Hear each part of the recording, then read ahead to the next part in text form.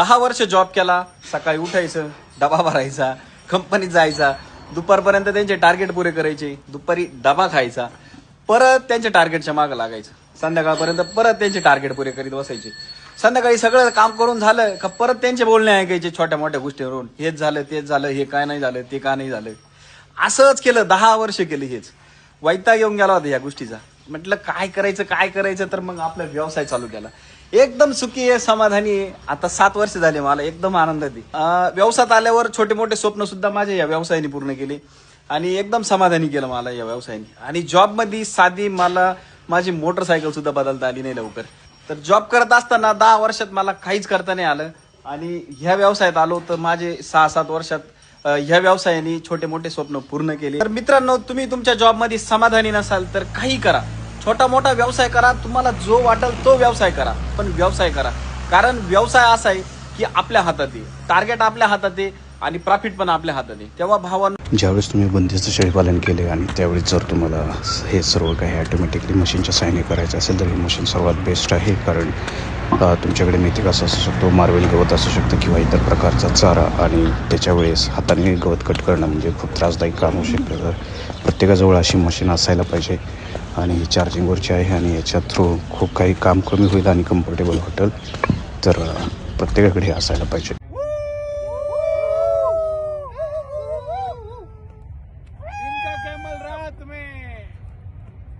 घर चले हम फिदा जानतन साथियों, हमारे हवाले वतन साथियों. चलो चलो.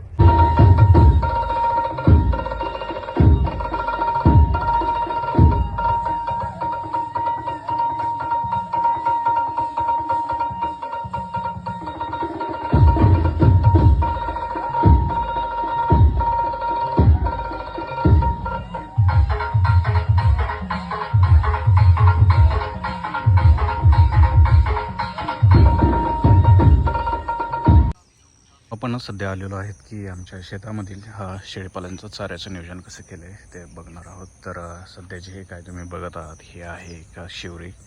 तुमच्या इतर भाषेत लोक याला सुभावळी म्हणतात किंवा अन्य दुसरं नावही दिलं जात असेल. तर ही जी काही सुभावळ आहे ते बऱ्याच बांधवांचे क्वेश्चन्स होते की याच्यासाठी बी वगैरे कुठून आणले किंवा चारा नियोजन कसं केलं आहे, किती क्षेत्रात केलं आहे किंवा पाण्याचे वगैरे जुळणं डिस्टन्स वगैरे किती आहे किंवा किती इयर्समध्ये हे येतं आणि ह्याचं साधारणतः शेळ्यांसाठी कसं उत्पन्न राहतं आहे. तर मित्र, ह्याच्यासाठी बघा, ही जी काही जमीन वगैरे आहे ही एकदम म्हणजे खडकाळ जमीन आहे. ह्याच्या ठिकाणी जर तुम्ही दुसरं ज्वारी, बाजरी किंवा ऊस किंवा इतर काही पिकं घ्यायला जाल तर त्या पिकाची इथे एवढी काही क्वालिटी येत नाही. त्यामुळे आम्ही प्लॅन केलं की ह्या ठिकाणी एक सुभावळ किंवा हे शिवरी वगैरे लावावं. आणि जर आता तुम्ही जर ह्याचा टाईमलाईन जर बघितला की किती डेज झालेत, किती दिवसापासून हे आहे, तर याला जवळपास 3 वर्ष तर होऊन गेलेले आहेत, 3-4 वर्ष. त्यामुळे हे झाडं वगैरे एवढे मोठे झालेले आहेत. तर तुम्हाला आता काही ठिकाणी ह्याचं हे वाढलेलं दिसणार नाही आहे, कट केलेलं दिसतील असे खुंटे. तर इकडच्या ठिकाणी जर गेला तर तुम्हाला इकडे सुभावळ असे मोठे दिसेल. तर ह्याचं एक सायकल असतं मित्रांनो, म्हणजे आपण एका साईडनं ते कंटिन्यू कट करत जातो तर दुसऱ्या साईडनं ते असं कंटिन्यू वाढत जाते. त्यामुळे हा जो चारा आहे तो शेळ्यांसाठी कायम उपलब्ध राहतो.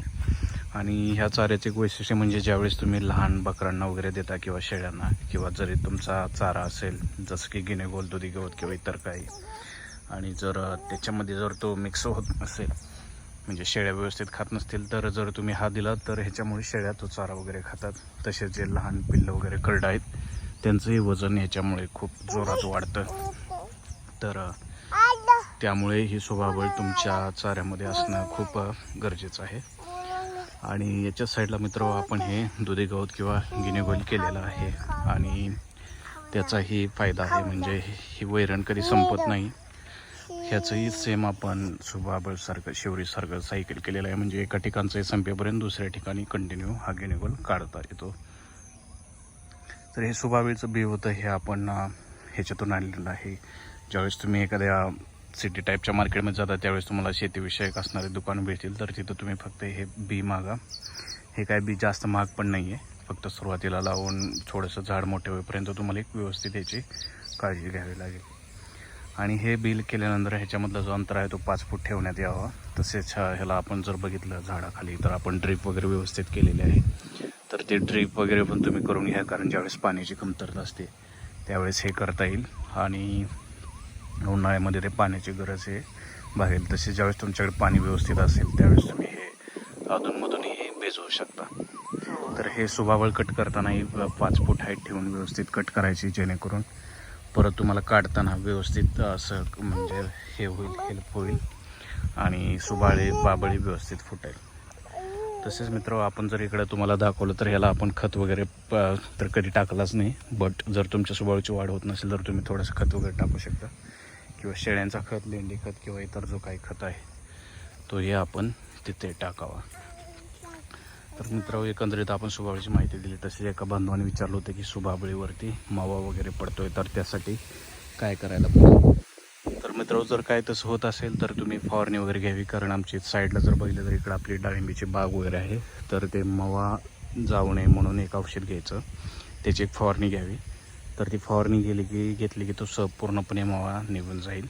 आणि एक खबरदारी घ्यायची की ज्यावेळेस तुम्ही ते माव्याचं औषध फवारता त्याच्यानंतर हे झालं पाहिजे, म्हणजे शेळ्यांना वगैरे ते अजिबात द्यायचं नाही थोडंसं 7-8 दिवस तरी, नाहीतर शेळ्यांना त्याची विषबाधा वगैरे होऊ शकते.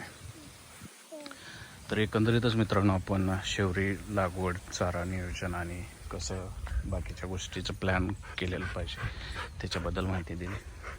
तसंच हा आहे आपल्या पत्रा इकडचा, आणि हा आम्ही संध्याकाळी वगैरे सोडतो, त्यामुळे आपले काय शेळीपालन शेड वगैरे आहे त्याचं तो रक्षण करतो. नवीन माणूस वगैरे आला तर तो कोणाला येऊन देत नाही, बोंबतो किंवा याच्यामुळे इकडे खूप दरार आहे. आजूबाजूचे लोक इकडे यायला घाबरतात त्याच्यामुळे.